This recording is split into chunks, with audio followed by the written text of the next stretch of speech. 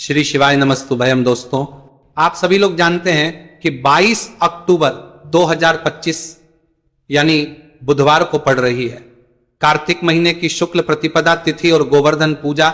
और दोस्तों, यह वह तिथि है जो कार्तिक महीने में पड़ने सबसे बड़ी तिथि है, क्योंकि यह कार्तिक महीने में पड़ने वाली है और इसका बहुत ही बड़ा और विशेष महत्व होता है।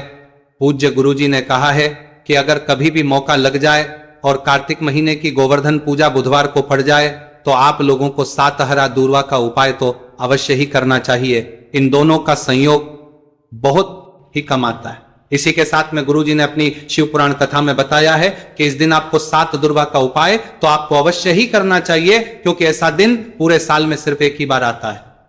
और दोस्तों, आप सभी लोग जानते हो कि बुधवार का अगर सबसे बड़ा उपाय है तो बस सातहरा दुर्वा वाला उपाय है। तो दोस्तों, इस बुधवार गोवर्धन पूजा के दिन आप लोगों को इस सातहरा दुर्वा वाला उपाय को जरूर करना है। बहुत सारे लोग होंगे जिन लोगों ने इस उपाय को ना किया हो, मतलब पूरा साल निकल गया, उन्होंने किसी भी दिन इस सातहरा दुर्वा वाला उपाय को ना किया हो। पर दोस्तों, आपके पास एक आखिरी मौका बचा हुआ है जो कि 22 अक्टूबर के दिन है। तो इस दिन आप लोगों को इस वाले उपाय को जरूर कर लेना।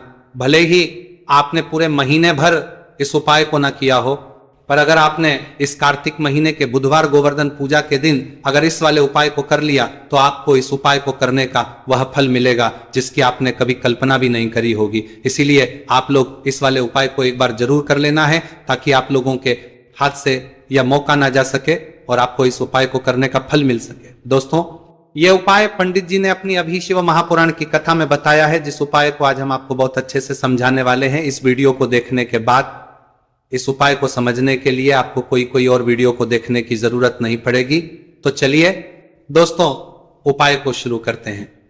देखिए, ये इस कार्तिक महीने के बुधवार गोवर्धन पूजा के दिन ये इतना खास होता है, इतना महत्वपूर्ण होता है। देखा गया है कभी कभी बड़े बड़े पूजा पाठ अनुष्ठान से जो मनोकामना पूर्ण नहीं होते, वह कार्तिक महीने के बुधवार गोवर्धन पूजा के दिन एक छोटे से उपाय करने से ही आपकी मनोकामना पूर्ण हो जाती है। और बहुत सारे लोगों ने इस उपाय को किया भी है और उनको इस उपाय को करने का फल भी जरूर मिला है। अगर आप लोग भी इस उपाय को करना चाहते हैं तो आप इस उपाय को पहले अच्छे से समझ लेना, सुन लेना, उसके बाद करना। आपको इस उपाय का फल जरूर ही, और इस उपाय को कर लेने से आपके घर में चाहे किसी भी प्रकार की दुख और समस्या क्यों ना चल रही हो, आपको उसका कारण भी नहीं पता है कि भाई यह समस्या किस कारण से चल रही है। उसका कुछ भी कारण हो सकता है, जैसे जैसे पितृदोष हो सकता है या किसी भी तरह का मंगल दोष भी हो सकता है। तो इस दिन आप लोगों को यह वाला उपाय कर लेना है। ये एक ऐसा उपाय है जिस उपाय को अगर किसी विशेष दिन पर किया जाए तो भाई उस विशेष दिन का जो है वह तो मिलता ही मिलता है। पर हमने उस दिन पर इस उपाय को किया है तो हमें उससे भी बड़ा फल मिलता है, और फल बहुत जल्दी मिलता है, क्योंकि आप इस उपाय को बहुत ही बड़े और विशेष दिन पर कर रहे हो। तो चलिए अब उपाय के बारे में बात करते हैं, लेकिन उससे पहले आप लोगों को यह जानना आवश्यक है कि आखिर यह उपाय किस समय करना है, किसको करना है और कैसे करना है। तो चलिए हम आगे आपको वीडियो में एक एक करके बता देते हैं। उससे पहले अगर आप लोग हमारे चैनल पर पहली बार हैं तो हमारे चैनल को सब्सक्राइब करना ना भूलें, और अगर आपके पास कोई सवाल है तो आप हमें कमेंट बॉक्स में बता सकते हैं। और अगर आपको हमारा वीडियो पसंद आया है तो आप हमें लाइक और शेयर करना ना भूलें। और अगर आपको हमारे चैनल की जानकारी चाहिए तो आप हमें फॉलो कर सकते हैं। और अगर आपके पास कोई प्रश्न है तो आप हमें कमेंट बॉक्स में बता सकते हैं। पहली बार आए हैं या फिर मेरी आवाज आज पहली बार सुन रहे हैं तो हमारे चैनल को सब्सक्राइब जरूर कर लेना, और इस वीडियो को करके कमेंट बॉक्स में श्री शिवाय नमस्तुभ्यम ओम नमः शिवाय जरूर टाइप कर देना। तो दोस्तों, इस सात दुर्वा वाला उपाय को हमें इस बुधवार गोवर्धन पूजा के दिन कैसे करना है, किसको करना है, किस समय करना है और कहां पर करना है, ये सारे सवालों के जवाब आपको इस वीडियो में मिल जाएंगे। और जो ये वीडियो देखेगा भाई, उसको सातहरा दुर्वा वाला उपाय जरूर करना चाहिए, क्योंकि इस दिन सात दुर्वा का भी बहुत ही बड़ा और विशेष महत्व होता है। और जब बात आ जाए हल्दी की तो ये सोने पर सुहागा वाली बात हो जाती है, और ये एक बहुत ही बड़ा उपाय हो जाता है इस बुधवार गोवर्धन पूजा का। तो अब दोस्तों, इस सातहरा दुर्वा वाला उपाय को आखिर करना किसको है, सबसे पहले हम लोग वह बात जान लेते हैं। तो देखो, घर की जो बड़ी माताएं बहनें होती हैं, उन माताओं बहनों में से कोई भी एक बड़ी माता बहन इस वाले उपाय को कर सकती है। और दोस्तों, अगर आप चाहें तो अपने घर में से सभी सदस्यों भी इस उपाय को करवा सकते हैं। अगर किसी व्यक्ति की खुद की कोई मनोकामना है, खुद की कोई दुख और परेशानी है जो कि वह अपने लिए ही करना चाहता है, इस वाले उपाय को तो वह खुद अपने लिए भी कर सकता है। बाकी अगर कोई घर में से ऐसा है जो कि अपने पूरे घर परिवार की सुख और शांति के लिए यह वाला उपाय करना चाहता है, तो भाई वो भी करता है। तो भाई है रखराब देखा है, जो सकता, उसमें भी कोई दिक्कत वाली बात नहीं है। कहने का मतलब यह है कि इस उपाय को हर सदस्य भी कर सकता है और पूरे घर परिवार के सदस्य के लिए घर की बड़ी माताओं बहनों में से कोई एक माता बहन भी कर सकती है।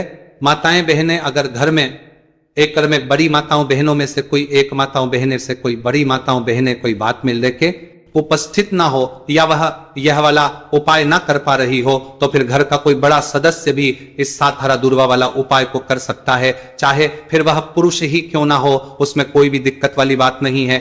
अब दोस्तों, जो अगला प्रश्न निकल कर आता है वह यह आता है इसको लेकर कि आखिर इस उपाय को हमें किस समय करना है, सुबह के समय करना है कि शाम के समय करना है। तो देखो, इस वाले उपाय को आप लोग सुबह के समय भी कर सकते हो और शाम के समय प्रदोष काल में भी कर सकते हो। अब अगर आप पूछो कि भाई सबसे उत्तम समय कौन सा रहेगा इस 7 हरा दूर्वा वाला उपाय को करने का, तो हम आपसे बस यही कहेंगे कि इस उपाय को आप सुबह के समय करेंगे तो ज्यादा बेहतर होगा। बाकी अगर प्रदोष काल के समय भी करेंगे तो भी अच्छा होगा, उसमें कोई भी दिक्कत वाली बात नहीं। तो अब दोस्तों, जो अगली सबसे बड़ी और महत्वपूर्ण बात आती है वह यह आती है कि सुबह अगर हम उपाय को करेंगे तो हमें कितने बजे से लेकर कितने बजे तक के बीच में करना है, और शाम के समय प्रदोष काल में करेंगे तो हमें कितने बजे से लेकर कितने बजे के बीच में करना है। तो देखो, सुबह जितनी जल्दी हो सके आप उपाय को करने की कोशिश करना। बाकी अगर कारणवश लेट भी हो जाओ, थोड़ी देर भी हो जाए, तो 10 या 11 बजे तक भी आप उपाय कर लेना, पर 12 बजे से ज्यादा देरी ना हो। ठीक है, इस बात का ध्यान रखना। उसके बाद में दोस्तों, अगर शाम के समय प्रदोष काल की बात करें, प्रदोष काल का जो समय है होता है वो शाम के 6 बजे से शुरू हो जाता है। मतलब शाम के 6 बजे से लेकर शाम के 6 बजे से रात के 8 बजे के बीच का जो समय होता है, यह समय प्रदोष काल का समय होता है। तो इस उपाय को 7 या 8 बजे के बीच में भी कर सकते हो, मैं आप कभी भी इस वाले उपाय को कर सकते हो, उसमें कोई भी दिक्कत वाली बात नहीं है। तो कार्तिक का महीना ही है जो आपको धन, दौलत, पुण्य दोनों ही देने वाला है। कार्तिक के महीने में तुलसी का पूजन करके, श्री हरि विष्णु से जुड़े हुए कुछ उपाय करके आप अपने जीवन की निर्धनता, धन से जुड़ी समस्याएं, कर्जे से जुड़ी समस्याओं को हमेशा के लिए दूर कर सकते हैं। यह वही महीना है जिस माह में भगवान विष्णु योग निद्रा से जागते हैं। भगवान विष्णु को तुलसी अति प्रिय है, इसलिए उनकी पूजा में भी विशेष रूप से हम तुलसी का उपयोग करते हैं। और बिना तुलसी दल के, बिना तुलसी मैया के श्री हरि विष्णु की पूजा और उनका भोग दोनों ही अधूरे होते हैं। इसीलिए कार्तिक के महीने में ऐसा उपाय आपको बताने वाले हैं जिसे करने से श्री हरि विष्णु की असीम कृपा आपको मिलेगी और मां तुलसी से ऐसा आशीर्वाद मिलेगा, जीवन का हर दुख, हर कष्ट, गरीबी, निर्धनता, कर्जे से जुड़ी समस्याएं, सब कुछ ही आपके जीवन से दूर हो जाएगा और सुख, समृद्धि, धन, वैभव, ऐश्वर्य सब कुछ आपको अपने जीवन में आसानी से मिलने लगेगा। तो चलिए बात कर लेते हैं कि कौन सा उपाय है, तुलसी के पौधे में कौन सी चीज आपको रखनी है और इस उपाय को किस समय करना है। देखिए, सबसे पहले तो आपको बता दें कि अगर आपके घर में तुलसी का पौधा नहीं है तो कार्तिक के महीने में तुलसी का पौधा अपने घर में लाकर जरूर लगाए, क्योंकि कार्तिक के महीने में जो लोग अपने घर में तुलसी जी का पौधा लाकर लगाते हैं, मां तुलसी का पूजन करते हैं, कभी भी मां तुलसी उनके घर में निर्धनता नहीं रुकने देती है। हमेशा उनके घर में धन की वृद्धि होती है, धन की वर्षा होती है। तो जरूर से तुलसी का पौधा आप कार्तिक के महीने में अपने घर जरूर लेकर आए और अच्छे से आपको मां तुलसी का पूजन करना है, मां तुलसी के पौधे की देखभाल करनी है। और वह कौन चीज है जो आपको तुलसी के पौधे में कार्तिक के महीने 22 अक्टूबर बुधवार गोवर्धन पूजा में रखना है, और कैसे ये चीज रखते ही रातों रात आपके जीवन में चमत्कार होगा और आपके भाग्य का भी आपको साथ मिलेगा। तो देखिए, इस वीडियो में जितने भी उपाय हम आपको बताएंगे सभी उपाय सरल है। देखो, गुरुजी ने कहा है कि बुधवार के दिन आपको 7 हरा दूर्वा वाला उपाय तो अवश्य ही करना चाहिए। वीडियो के अंतिम में आपको उपाय बताया है, आपको करना है। देखो, आगे बढ़ने से पहले वीडियो को एक लाइक जरूर करें। देखो, सबसे पहला उपाय, यदि आपके जीवन में कर्जा बहुत अधिक है, आपके जीवन में संकट बहुत अधिक रहते हैं, आपके ऊपर बहुत अधिक विपदा आ रही है, बार बार आपको अपने व्यापार में और अपने धन में हानि देखने को मिल रही है, यानी कि आपको प्रत्येक कार्य में हानि हो रही है, तो आपको यह उपाय करना चाहिए। इस उपाय को करने के लिए आपको 2 चीजों की आवश्यकता होगी। सबसे पहले है, आप जानते हो, जो कि भगवान गणेश जी को समर्पित होती है, तो आपको वह हरा दूर्वा की आवश्यकता होगी। साथ ही में एक लोटा जल की आवश्यकता होगी।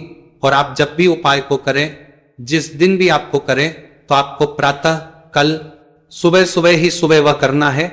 इस बात का विशेष रूप से आपको ध्यान रखना है, ठीक है। तो आपको एक हरा दूर्वा लेनी है। अगर आधा हरा दूर्वा भी मिल जाती है तो भी कोई दिक्कत नहीं है, बस आपको हरा दूर्वा है। अगर ज्यादा ना मिले तो उस स्थान पर एक हरा दूर्वा भी ले सकते हैं। हरा दूर्वा आपको आसानी से कहानी पर भी मिल जाएगी, बस याद रखिएगा, शुद्ध दूर्वा, और मतलब उसे शुद्ध करके ही उपयोग में लीजिएगा, है ना। तो आपको करना क्या है, एक हरा दूर्वा या एक से ज्यादा भी हरा दूर्वा आप लोग ले सकते हैं। तो एक हरा दूर्वा अपनी ले लीजिए, एक हरा दूर्वा के साथ में आप एक लोटा जल ले लीजिए, और इन दोनों ही चीजों को लेकर शिवाजी के मंदिर पहुंच जाइए। जी के मंदिर पहुंचकर सबसे पहले आप शिवाजी के पास में बैठ जाइए। शिवाजी के पास में बैठने के बाद जो शिवाजी की शिवलिंग होगी, शिवलिंग के ऊपर सबसे पहले आपको ये दुर्भाग्य को समर्पित करना है। दुर्भाग्य कुछ इस प्रकार से समर्पित करना है कि जो दूर्वा की दांडी का मुख होगा वह जलधारी की तरफ हो, जहां से जल नीचे करता है ना। और जो हरा दूर्वा का मिला हुआ भाग होगा वह अपने आप शिवाजी के पीछे की तरफ हो जाएगा, ठीक है। तो इस प्रकार से यह हरा दूर्वा का यह दूर्वा आपको भगवान शिवाजी का शिवलिंग के ऊपर समर्पित करनी है। और जो 1 लोटा जल आप अपने साथ लेकर आए हैं, इसी दूर के ऊपर भगवान शिव जी के शिवलिंग के ऊपर एक धारा से आपको समर्पित कर देना है, ठीक है। अब यहां पर देखने बात यह है कि यह उपाय इस व्यक्ति को करना है। जिस व्यक्ति की नौकरी नहीं लग रही हो, जो व्यक्ति परीक्षा में पास होना चाहता हो, तो इस व्यक्ति को अपने हाथों से इस उपाय करना है, तभी उपाय कम करेगा, ठीक है। उपाय को करने के बाद आपको 3 महीने उपाय आपको कब तक करना है, जब तक कि आपकी नौकरी ना जाए। जब तक आप इस उपाय को नियम के साथ करो, आपकी नौकरी जरूर लगेगी। अब बात करते हैं दूसरे उपाय के बारे में। तो देखिए, दूसरे उपाय जो है, देखिए, इस उपाय के लिए आपको मात्र 1 लौंग का जोड़ा लेना है, यानी कि 2 फूल वाली लौंग लेनी है। साथ में आपको मात्र थोड़ा सा शहद लेना होगा, और इसी के साथ में आपको तांबे के पात्र अंदर शुद्ध जल लेना होगा।